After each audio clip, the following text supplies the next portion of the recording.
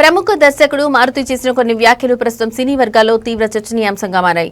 ఒక cinema flop అయితే కొందరు దర్శకులు చేస్తున్న పనుల పట్ల ఆయన తీవ్ర ఆవేదన వ్యక్తం చేశారు. సినిమా ఆడకపోతే చెప్పుతో కొట్టుకోవడం, సినిమాలు మానేస్తారని ప్రకటించడం వంటి పిచ్చి పనులతో ఎందుకు ఇంతలా దిగజారారని ఆయన ప్రశ్నించారు. ఇలాంటి చర్యలు బాధ కలిగిస్తున్నాయని అన్నారు. అంకిత్ కొయ్య, నీలఖి జంటగా నటించిన బ్యూటీ చిత్రం ప్రీ రిలీజ్ వేడుకకు మారుతి ముఖ్య అతిథిగా హాజరయ్యారు. ఈ సందర్భంగా ఆయన మాట్లాడుతూ ఇటీవల ఒక సంఘటనను పరోక్షంగా ప్రస్తావించారు. ఒక దర్శకుడు తీసిన త్రిభానదారి బార్బరిక్ సినిమా ఆడలేదని చెప్పుతో కొట్టుకున్నాడు. ఆ టైటిల్ ఎవరికి అర్థం కాదని చెప్పినా వినలేదు.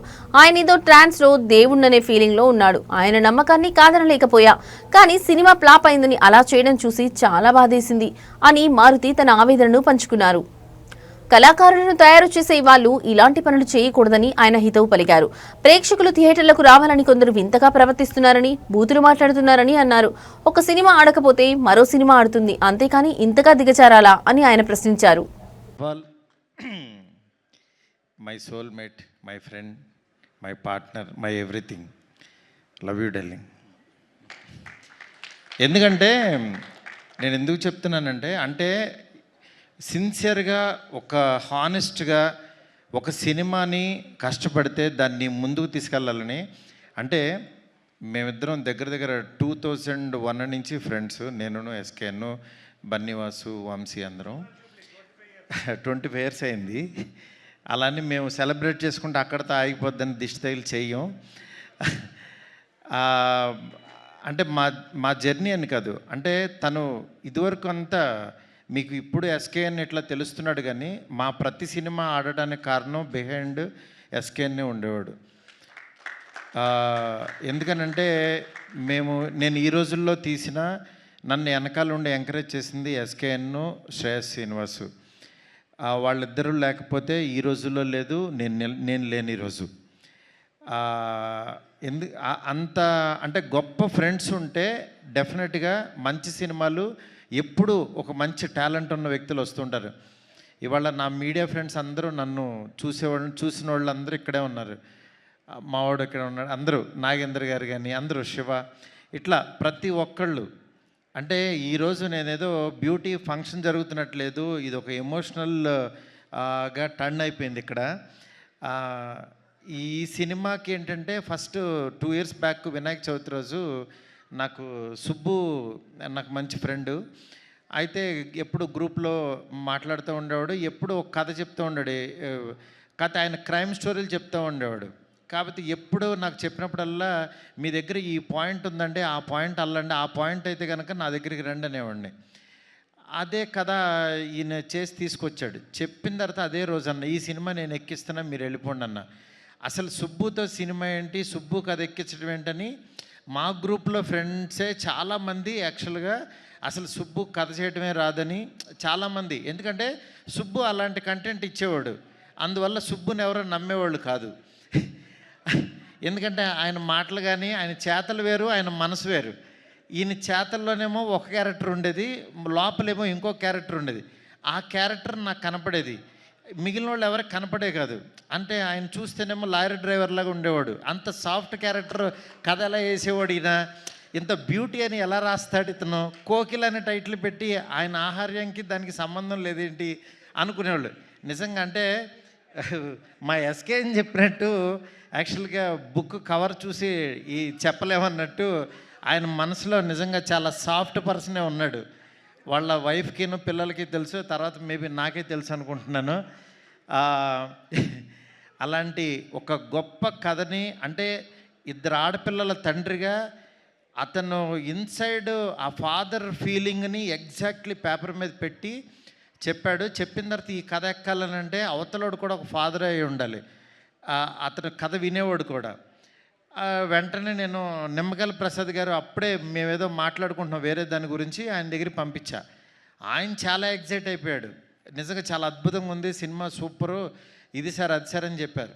చెప్పిన తర్వాత మళ్ళీ కూర్చుని యాక్చువల్ నిమ్మగల్ ప్రసాద్ గారికి నచ్చింది, ఎక్కిస్తున్నామని చెప్పాను. దాని తర్వాత ఒకసారి దీనికి ఏంటంటే చాలా ఇన్సెక్యూరిటీ. ఫస్ట్ అసలు కథ కంటే పక్కనోడు మన గురించి ఏమనుకుంటున్నాడు, డైరెక్షన్ డిపార్ట్మెంట్ నమ్మడు, ఇంకెవరినే నమ్మడు ఆయన. ఇంట్లో వాళ్ళ వైఫ్ కూడా ఏంటి పక్క రూమ్లోకి వెళ్ళింది ఏం మాట్లాడుతుంది అనుకో అని ఇట్లా ఎక్కువ పాపం ప్రపంచంలో ఎక్కువ దెబ్బలు తినేసి లారీ దెబ్బలు తినేసి ఆయనకి ఎక్కువ ఏంటంటే అనుమానం ఎక్కువ. చుట్టుపక్కల జనాలు ఏమనుకుంటున్నారు, కిందకి వెళ్ళినోడు ఏం మాట్లాడుతున్నాడు అని పైనుంచి చూడటం, ఇట్లా ఉంటుంది ఆయన క్యారెక్టర్ అంతా. ఇలాంటి దీంట్లో ఆయన ఏంటంటే మీరు పక్కన వాళ్ళు వదిలేసేయండి సార్, మీరు రండి అని చెప్పి ఆయన కూర్చోబెట్టి నాకు మ్యూజిక్ సిట్టింగ్లో ఉన్నప్పుడు నేను ప్రసాద్ గారికి కూర్చుని ఈ సినిమాని నేనే ఒక డైరెక్టర్గా ఫీల్ అయిపోయి నేను షార్ట్ టు షార్ట్ మాట్లాడేసి రికార్డ్ చేసుకోండి అని చెప్పేసిన తర్వాత ఆయన మళ్ళీ అబ్బా అద్భుతం గురూజీ సూపర్ అని చెప్పి నా దగ్గర చెప్పి అలా సముద్ర బొడ్డు దగ్గరికి వెళ్ళి ఆయన కైండ్ ఆఫ్ మేకింగ్ చెప్తాడేంటి నేను ఒక కథ రాస్తే అని చెప్పి పాపం ఆయన మనసు పంచుకున్నాడు. అది తప్పులేదు, ఎందుకంటే ఆయన నా స్టోరీని ఆయన చెప్తాడేంటండి, నేను ఎలా అనుకుంటున్నాను ఆయన ఏమనుకుంటున్నాడని. ఆ రోజంతా పాపం చాలా డిప్రెషన్లోకి వెళ్ళిపోయాడు ఈయన. వెళ్ళిపోయి డైరెక్షన్ డిపార్ట్మెంట్ని కూర్చోబెట్టి ఇక్కడ మారుతి ఒకడు ఉంటాడు, నేను ఒకడు ఉంటా, నా వర్షన్ చూడాలి కానీ ఆయన వర్షన్లో నా సినిమా తీయమంటే ఎట్లా కానీ డిస్కషన్ పెట్టేవాడు. ఇవన్నీ మీటింగ్ అయిపోగానే వాళ్ళు నాకు ఫోన్ చేసి చెప్పేవాళ్ళు, సార్ మీ గురించి ఇలా అంటున్నాడు. ఆయన బాధ నాకు అర్థమైంది. పాపం ఆయన కథ ఎక్కడ నా ఇన్స్పిరేషన్ వల్ల పాడు చేసేస్తానో అని భయం వేసింది. అది తప్పేం లేదు, ఈవెన్ నేను డైరెక్టర్ అయినా నేను అది ఇదవుతానని నేను పిలిచి, సుబ్బు గారు మీరేం భయపడద్దు, మీరు మాకు నిమ్మకల్ ప్రసాద్ గారికి నచ్చే సినిమా తీయాలని అంటే పాపం మేబీ మీరు తీయలేకపోవచ్చు, మీరు ఒకసారి ఆలోచించండి అంటే ఆయన అన్నాడు, అవును సార్ ఈ కథ మిమ్మల్ని, నాకు మీ ఫ్రెండ్షిప్ ముఖ్యం, నాకు మీరు అనుకున్న జెన్యూనిటీ ముఖ్యం, నాకు మాకు కథ లేకపోయినా పర్వాలా సినిమా లేకపోయినా పర్వాలా, నాకు మీతో జర్నీ ముఖ్యం సార్, నేను ఈ డైరెక్షన్ ఎవరికైనా ఇచ్చేస్తాను అన్నాడు. పాపం ఫస్ట్ డైరెక్షన్ కోసం చేసుకున్న కథ దాన్ని యాక్చువల్గా తను ఇచ్చేశాడు. నాకు ఆ రోజు నాకు చాలా అతనిలో బయటకు మాట్లాడే పర్సను వేరే పర్సన్ ఉన్నా సరే ఇంటర్నల్గా నాకు మారుతి గారు కావాలి అని ఒక మంచి మనస్తత్వం నాకు బాగా అనిపించి సాయికి ఫోన్ చేసి, అప్పుడే సినిమా భలే ఉన్నాడు సినిమా రిలీజ్ అయింది, సినిమా బాగాలేదన్నారు, సాయి డిప్రెషన్లో ఉన్నాడు, ఉంటే 2 రోజుల తర్వాత ఫోన్ చేసి, సాయి నువ్వు అర్జెంటుగా ఆఫీస్కి రా ఇంకో సినిమా చేయన్నా. తను చాలా ఎగ్జైటెడ్ నిజంగా, ఎందుకంటే నాకు ఎవరన్నా బాధలో ఉన్నారంటే ఫస్ట్ నాకు భయం వేస్తుంది, ఎందుకంటే ఆ ప్లేస్లో నేను ఉండకూడదని కోరుకుంటాను. అలాంటి దాంట్లో నేను ఎవరన్నా ఆనందంలో ఉన్న పబ్లో పార్టీలన్నా నేను 90% వెళ్ళను, ఎందుకంటే ఆల్రెడీ వాళ్ళు హ్యాపీగా ఉన్నారు, నేను వెళ్ళి వాళ్ళని ఏమి పెంచక్కర్లా. కానీ బాధలో ఉన్నవాడికి నాలాంటి వాడి మాట నేను తట్టే భుజం చాలా హెల్ప్ అవుతుంది. అది యాక్చువల్గా నేను పెరిగిన వాతావరణంలో మా నాన్న అవ్వచ్చు, మా అమ్మ అవ్వచ్చు, మా ఇంట్లో వాళ్ళ పెంపకం నుంచి అది వచ్చింది నాకు. అందుకే నేను చాలా ఇప్పుడు నాకు పెద్ద సాంగ్స్ మేకింగ్లో ఉన్నా, చాలా బిజీగా ఉన్నా. అలాంటి దాంట్లో కూడా విజయ్ గారిని రోజు మాట్లాడుకుంటూ నేను ఫారెన్ వెళ్ళినా, ఆయన ఏంటంటే మంచి సినిమా తీశాడు బార్బరిక్. నేను పాపం ఆ డైరెక్టర్ కూడా చాలా మంచి డైరెక్టరు, 100 సార్లు చెప్పా, గురు ఆ టైటిల్ బార్బరిక్ అంటే అదేదో బార్బిక్యూ లాగా ఉంది, ఎవరికి అర్థం కాదు, నువ్వు ఆలోచించని 100 టైటిల్స్ పంపించా. రోజు ఒక టైటిల్ చెప్తే ఎక్కదేమో అని లోగోస్ రాసి పంపించేవాడిని. పంపించినా సరే ఆయన ఏంటంటే పాపం ఒక ట్రాన్స్లో ఉన్నాడు. ఆయన ఏంటంటే అది ఆ సినిమా గురించి ఆ కథ బార్బరిక్ అనే ఒక దేవుడని ఫీల్ అయ్యాడు. పాపం మనం ఫీల్ అవ్వటం వేరు, ఆడియన్ ఫీల్ అవ్వటం వేరు. ఆడియన్ మనసులో లేని దేవుణ్ణి మనం తీసుకెళ్ళాం. ఇది చెప్పినా సరే నేనేంటంటే యాజ్ ఎ డైరెక్టర్గా ఇంకో డైరెక్టర్ నేను ఫోర్స్ చేయలేనని యాక్చువల్గా నేను అది సర్లే మీరు నమ్మారు కదా వెళ్ళిపోండి అని చెప్పి అన్నాను. అది అలాగే వెళ్ళిపోయింది. చివరికి యాక్చువల్గా ఆయన మంచి సినిమా తీసి చూడలేదని చెప్పుతో కొట్టుకున్నాడు. నాకు చాలా బాధ అనిపించింది. డైరెక్టరు, కళాకారుడు 10 మందిని క్రియేట్ చేసేవాడు అలాంటి పిచ్చి పనులు చేయొద్దు దయచేసి. ఎందుకు చెప్తున్నానంటే ఆడియన్స్ని రప్పించడానికి ఎన్ని పిచ్చి మాటలు మాట్లాడుతున్నారంటే, బూతులు మాట్లాడుతున్నారు, చొక్కా తీసు తిరుగుతానంటున్నారు, అసలు సినిమాలే మానేస్తానంటున్నారు. అసలు ఒక సినిమా ఆడకపోతే నువ్వు ఎంత దిగజారిపోతావా, ఎంత దారుణంగా మాట్లాడతారా అంటే ఈ సినిమా కాదు ఇంకో సినిమా ఆడుతుంది, అంతేగాని సినిమాలు మానేస్తా, నేను రాను, ఎవరిని చూడొద్దు, చొక్కా ఇప్పదీసి తిరుగుతా, బూతులు మాట్లాడతారు. ఏంటి అసలు ఇది కల్చర్ ఎటు వెళ్ళిపోతుంది? ప్రతి సినిమాకి చూస్తున్నా, మనం ఏదన్నా కొంచెం కాంట్రవర్సల్గా మాట్లాడితే సినిమా వెళ్తుంది, బూతులు మాట్లాడితే సినిమా చూస్తారు. నేను రాసినన్ని డబుల్ మీనింగ్ డైలాగులు నేను కూర్చుంటే నాకంటే గొప్పగా ఎవడో రాయడు, గుర్తుపెట్టుకోండి. కానీ నేను ఎందుకు రాయట్లేదు బస్ స్టాప్ అనే సినిమాతో ఆపేశాను నేను. ఎందుకు రాయట్లేదు? డబ్బులు సంపాదించడం నాకు రాదా? నేను బ్యూటీ లాగా ఒక 4 రోజులు కూర్చున్నానంటే 100 డైలాగులు ఇస్తా ఇట్లాంటి సినిమాకి. ఎందుకు తీస్తున్నావు? ఫ్యామిలీస్ రావాలి, మంచి సినిమా, క్వాలిటీ సినిమా ఇవ్వాలి. ఈ రోజుల్లో బస్ స్టాప్లో డబుల్ మీనింగులు బూత్ డైరెక్టర్ అనేవాడు 400 కోట్లతో రాజాసాబ్ తీస్తున్నాడు. వాడి ఎదుగుదల చూడండి, వాడి గ్రాఫ్ చూడండి, వాడి కెరీర్ చూడండి. నేను అది చెప్తున్నా. ఊరికినే డైరెక్టర్లు అయిపోరు. ఊరికే పాన్ ఇండియా స్టార్ వచ్చేసి ఒక ఫ్లాప్ సినిమా తర్వాత పిలిచి ఎదురుగుండా కూర్చోబెట్టి సినిమాలు ఎవరు ఇక్కడ? ఊరికినే సినిమాలు ఇచ్చారు అని అంటే ప్రభాస్ వాళ్ళ మనసులో నేనున్నా. మేమిద్దరం ఎంత ప్రేమలో ఉన్నామో నాకు తెలుసు. నా మెసేజ్లు చూస్తే ఆయన ఎంత ప్రేమిస్తున్నాడో నాకు తెలుసు. ఇవన్నీ నేను తర్వాత వచ్చినప్పుడు మాట్లాడతా. బట్ యాక్చువల్గా నేను ఎందుకు చెప్తున్నానంటే ఇదంతా సినిమా ఆడించాలని చాలా ఒక ఫ్రస్ట్రేషన్తో, ఒక స్ట్రెస్తో, ఒక ప్రీ రిలీజుల్లోనో దేంట్లోనో ఇష్టం వచ్చినట్టు మాట్లాడుతున్నారు. అలా కాదు. సినిమాని నమ్మండి, కంటెంట్ నమ్మండి. జనం ఎప్పుడు మంచి సినిమా తీస్తే చూస్తారు. మనం 1000 రూపాయలు పెట్టి వాళ్ళ జేబుల్లోంచి దోచేస్తున్నాం. వాళ్ళకి మంచి సినిమా ఇవ్వాల్సిన బాధ్యత మంది. ఆడెవడో రాలేదని తిడతారేంటి అసలు? రాలేదని చెప్పుతో కొట్టుకుంటారా?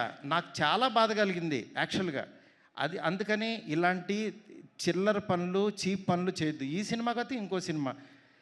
ఒక సినిమా ఫెయిల్యూర్ అయిందంటే ఓహో మేబీ నేను నచ్చలేదు, నా కంటెంట్ నచ్చలేదు అని రియలైజ్ అవ్వండి. రియలైజ్ అయ్యి ఆడియన్కి ఏం కావాలో అది వండి పెట్టడానికి ట్రై చేయండి. అంతేగాని నువ్వు చేసిన వంట ఆని తినమంటారు ఎందుకు? ఫోర్స్డ్గా ఆ పనులు చేయొద్దు దయచేసి. డెఫినెట్గా ఈరోజు బ్యూటీ మీకు ఆకలి టైంలో కూడా ఎక్కువ మాట్లాడాను, ఎందుకంటే ఇది అవసరం. అందుకని చెప్పి నేను మాట్లాడాల్సి వచ్చింది. ఇవాళ బ్యూటీ తన దగ్గర పుట్టింది, సాయితో తయారైంది. నెక్స్ట్ ఇంకొక సాయి వచ్చి యాక్చువల్గా దాన్ని చిత్రీకరించాడు మా తమ్ముడు విజయబుల్గానే. నిజంగా అంటే ఒక అభిమానం ఏదో ఇది ఉంటుంది, అట్లా విజయబుల్గానికి అద్భుతమైన మ్యూజిక్ ఇచ్చాడు. నెక్స్ట్ దీన్ని నడిపించిన వెనక నుంచి నిమ్మకాయల ప్రసాద్ గారు, ఆయన ఒక బ్రదర్ లాగా అయిపోయాడు నాకు, ఒక ఎమోషనల్గా. ఆయన పేరు రాజాసాబ్ రిలీజ్ అయిన తర్వాత నిమ్మకాయల ప్రసాద్ అనే పేరుని ఎవడో మర్చిపోడు, గుర్తుపెట్టుకోండి. ఎందుకనంటే ఆ పేరుకి అంత వాల్యూ తెచ్చేసి ఆ సినిమాలో నేను. అందుకని యాక్చువల్ ఆ పేరు పర్సన్ ఈయనే. సినిమా రిలీజ్ అయిన తర్వాత మీకు అర్థమవుద్ది. అట్లాగే వాసుకి గారు నిజంగా మదర్ క్యారెక్టర్. ఒకరోజు మా కజిన్ ఫోటో తీసి పెట్టింది, ఏంటి గురు ఇలా కొట్టేసింది ఈవిడని. నిజంగా ఆ సీన్లో ఏంటి ఇంత దారుణంగా కొట్టారేంటి అని అనుకున్నాను. కానీ తర్వాత ఆ సీన్ చూస్తే ఏ మదర్ అయినా ఇంకా తక్కువ రియాక్ట్ అవుతుంది. అంత బాగా అసలు యాక్ట్ చేశారు. నిజంగా సినిమా చూస్తుంటే నిన్నెవరో డిస్ట్రిబ్యూటర్స్ సినిమా చూసి వాళ్ళు ఏడుస్తూ వాళ్ళు చాలా ఎమోషనల్ అయిపోయారు డిస్ట్రిబ్యూటర్స్. దానికి కారణం యాక్చువల్గా దీనికి యాక్ట్ చేసిన మదరు, ఫాదర్ క్యారెక్టర్స్ వాసుకి గారు, నరేష్ గారు. నరేష్ గారు ఎప్పుడు గారు, రావు రమేష్ గారు కానీ, నాకు అలాగే మురళీ శర్మ గారు, వీళ్ళు ఎప్పుడు నాకు ఎప్పుడు గుండెల్లో ఉంటారు. ఫోన్ చేస్తే టక్కమని వచ్చి చేస్తూ ఉంటారు. అట్లాగా నాకు నరేష్ గారు ఈ సినిమాకి యాక్చువల్ ఫాదర్ క్యారెక్టర్ చేయాలంటే ఆయన సెట్కి వచ్చి మారుతి గారు మీరు చెప్పారంటే చేసేస్తాను, నా గురించి మీకు తెలుసు కదని చేశారు. నిజంగా సినిమా చూస్తే మీకు అర్థమవుద్ది. ఈరోజు ఎక్కువ మాట్లాడాల్సి వచ్చిందంటే కంటెంట్. సినిమాలో దమ్ముంటేనే ఆ సినిమా మన చేత మాట్లాడేస్తుంది. ఒక్కో సినిమా మనం ఏంటంటే వేగ్గా వచ్చి మాట్లాడేసి వెళ్ళిపోతాం. కానీ ఈ సినిమా అలా కాదు. బ్యూటీ అనేది చాలా గొప్ప సినిమా. ప్రతి తెలుగు వాళ్ళకి పనికొచ్చే సినిమా, ప్రతి తల్లిదండ్రులు చూడాల్సిన సినిమా. దీన్ని మాత్రం మీరు నిజంగా మిస్ అవ్వద్దు, డెఫినెట్గా చూడండి. అంటే పెయిడ్ ప్రీమియర్స్ అని పెట్టి ఫ్రీగా సినిమా చూపిస్తున్నాం, 7 కోట్లు పెట్టి సినిమా తీసి ఫ్రీగా చూపిస్తున్నాను అంటే ఈ సినిమా రీచ్ ఎంత కోరుకుంటుందో చూడండి. నిజంగా ఈ సంవత్సరం ఈ మన సెప్టెంబర్ అనేది చాలా కీలకమైపోయింది. మంచి ఇయర్. ఒక చిన్న సినిమా ఒళ్ళిర్చుకున్న టైం ఇది. లిటిల్ హార్ట్స్ బాగా ఆడింది. అట్లాగే మా విశ్వప్రసాద్ గారికి ఒక పెద్ద హిట్ వచ్చింది, నా ప్రొడ్యూసర్. చాలా హ్యాపీ మూడ్లో ఉన్నాం. అలాగే 3rd వీక్ రిలీజ్ అయ్యే ఈ సినిమా బ్యూటీ డెఫినెట్గా చూడండి. అలాగే కళ్యాణ్ గారిది ఓజీ వస్తుంది. ఓజీ సినిమా ఎంత బాగుంటుందో నాకు తెలుసు. ఆ సినిమా ఎట్లాగో చూస్తారు. దానికి ముందు వచ్చే ఈ సినిమాని కళ్యాణ్ గారి ఫ్యాన్స్ అందరూ, ప్రభాస్ గారి ఫ్యాన్స్ అందరూ తప్పకుండా బ్యూటీ చూడండి. ఎందుకు చెప్తున్నానంటే మన ఫ్యాన్స్, మన హీరోలు చెప్పిన మాటలతో వచ్చే సినిమాలు, వాళ్ళు ఇన్స్పిరేషన్ ఇచ్చిన సినిమాలు మనం చూడాల్సిన ధర్మం మనకుంది. ఎందుకంటే కళ్యాణ్ గారు ఒక ఆడపిల్లకి లైఫ్, ఆడపిల్లల పేరెంట్స్ ఎలా ఉండాలని చెప్తే దాని నుంచి ఇన్స్పిరేషన్ తీసుకుని యాక్చువల్గా అల్లిన కథ కాదు, ఇది రియలిస్టిక్గా జరిగిన కథ. వైజాగ్లో ఒక క్యాబ్ డ్రైవర్ కూతురికి జరిగిన ఒక రియల్ ఇన్సిడెంట్ని తీసుకుని కథగా రూపొందించి చేసిన సినిమా. దయచేసి ఎవరు మిస్ అవ్వద్దు. బ్యూటీ చాలా బాగుంటుంది. బ్యూటీ అద్భుతమైన సినిమా. సెప్టెంబర్ 19th థియేటర్లోకి వస్తుంది. Don't miss it. ఈ సినిమాని మాకు ఎంకరేజ్ చేసిన ఆదిత్య మ్యూజిక్ కానీ, అట్లాగే జీ వరల్డ్ కానీ, జీ మ్యూజిక్ వాళ్ళు, నెక్స్ట్ జీ టీమ్ అందరికీ కూడా చాలా చాలా థ్యాంక్స్. నా వాల్స్ అండ్ ట్రెండ్స్ వాళ్ళు ఇవన్నీ క్రియేటివ్స్ అన్నీ చేస్తున్నారు. అట్లాగే ప్రమోషన్ యాక్టివిటీస్ చేసిన ప్రతి ఒక్కరికి, ఈ సినిమాని ఎంకరేజ్ చేస్తున్న ప్రతి మీడియా ఫ్రెండ్కి చాలా చాలా thanks. Thank you so much, thank you so much, thank you so much. ఎవరినన్నా మర్చిపోయంటే దయచేసి క్షమించండి. Thank you so much. Thank you Maruthi garu, thank you so much. And ఈ స్పీచ్ చాలా ఇన్స్పైరింగ్ స్పీచ్ అసలు. Thank you so much and thank you so much for your support for this film. And entire team అందరికీ all the very best. And once again thank you so much. వేదిక మీద ఉన్న వారందరికీ, SKN గారికి special thanks తెలియజేసుకుంటున్నాం. And Maruthi garu special thanks to you. Naresh garu thank you. And everybody congratulations. Firstly మంచి బజ్తో release అవుతుంది September 19కి. ఓకే, మీరు వీళ్ళిద్దరి గురించి చెప్పాలి. నీ అమ్మాయి ఎంత పెట్టలే ఎంత ఉంది, కానీ సినిమా ఎంత బాగా చేసిందంటే, అంటే మన తెలుగు ఆడపిల్లలు కూడా అంటే చాలా బాగా యాక్ట్ చేస్తున్నారు. కానీ ఈ అమ్మాయి ఒరిస్సా అండి, లాంగ్వేజ్ తెలియదు, ఓన్లీ ఎమోషన్ పట్టుకుని లైన్ టు లైన్ యాక్ట్ చేసింది. మీరు సినిమా రిలీజ్ అయిన తర్వాత మనకు బయటికి రాగానే వీళ్ళిద్దరు స్ట్రాంగ్గా గుర్తుండిపోతారు. అంత గొప్పగా యాక్ట్ చేశారు. అంకిత్ గురించి యాక్చువల్గా సినిమా అంతా నార్మల్గా ఉంటాడు, లాస్ట్ హాఫ్ అన్ అవర్ ఇంకొక షేడ్లో చూపించాడు. నిజంగా అది కేవలం ఆర్టిస్ట్ అయితేనే చేయగలడు. అది అగైన్ హీ ప్రూవ్డ్. అంటే నేను ఇతను సార్ అంకిత్ మంచి యాక్టర్ ఇది అని చెప్తున్నారు. జోహార్ అనే సినిమా చూశాను. దాని తర్వాత ఈ సినిమా చూసిన తర్వాత మాత్రం అంకిత్ బయట ప్రతి ఒక్కడికి గుర్తుండిపోతాడు. అట్లాగే ఈ సినిమాని ఎడిట్ చేసిన మా ఉద్దవ్కి, ఇంకెవరన్నా మర్చిపోండి సారీ, చాలా చాలా thanks. Thank you all. Thank you sir.